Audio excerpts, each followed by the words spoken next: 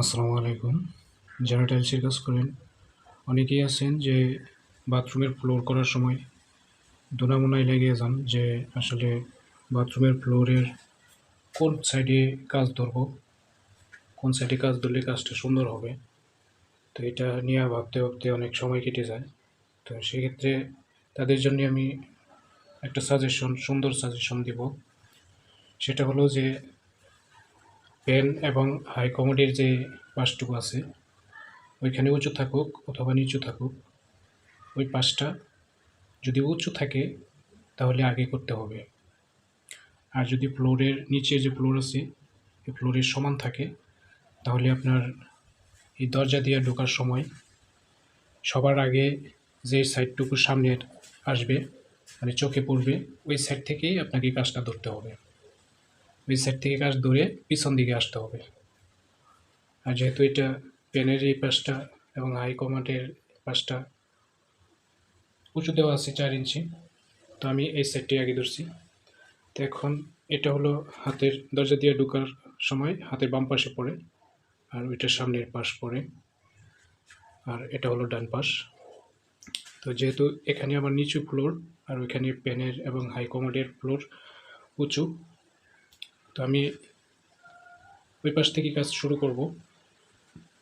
প্রথমে এখানে করতে হবে যে লাস্টের ডান পাশে যে বর্ডার আছে, মানে এই 4 ইঞ্চি উঁচু বর্ডারের যে সাইড আছে এখান থেকে কাজটা ধরতে হবে সামনের সাইড দিয়ে।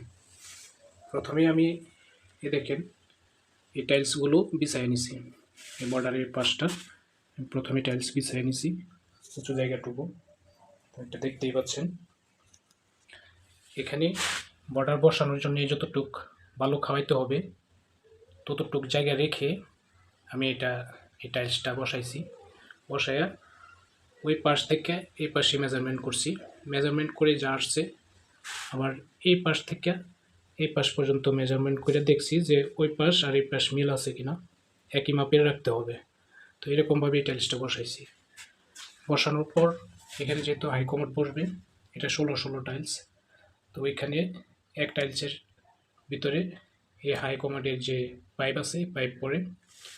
তো এই পাইপের জন্য আমি এটা মেজারমেন্ট করে রাখছি, এখান থেকে মাপ দিয়া, এখান থেকে মাপ দিয়া, আবার এখান থেকে মাপ দিয়া, ওই পাশ থেকে এটা মেজারমেন্ট করে রাখছি। বিদ্যুৎ নেই, বিদ্যুৎ আসলেই আমি এটা কেটে ফেলবো।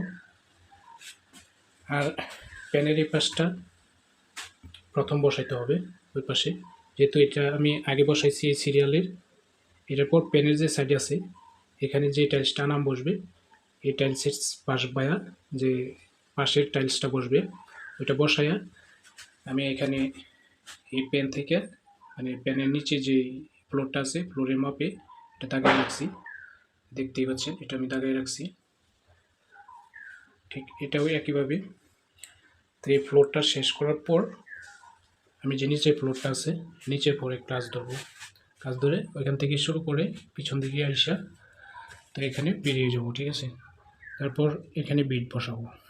তো এইভাবেই আর কি কাজটা করতে হয়। এই টাইলসগুলো বসানোর আগে আরেকটা জিনিস ফলো করে দেখেন যে ফ্লোরটা আছে, ফ্লোরে সর্বপ্রথম আমি এই গ্যারাটিন ঢেলে নিছি, এই গ্যারাটিন দিয়ে নিছি, গ্যারাটিন দিয়া তারপরে বালু বিছাইছি।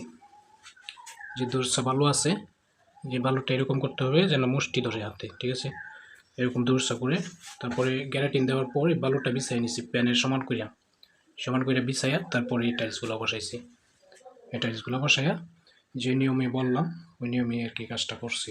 উপরে ফ্লোর শেষ করে তারপরে আর কি নিচে ফ্লোর করব। নিচের ফ্লোর আপনার যে এখানে বর্ডার বসবে এই বর্ডারের যে জয়েন্ট আছে এই জয়েন্টের সাথে এই নিচের ফ্লোরের টাইলসের জয়েন্ট মিলাই দিতে হবে।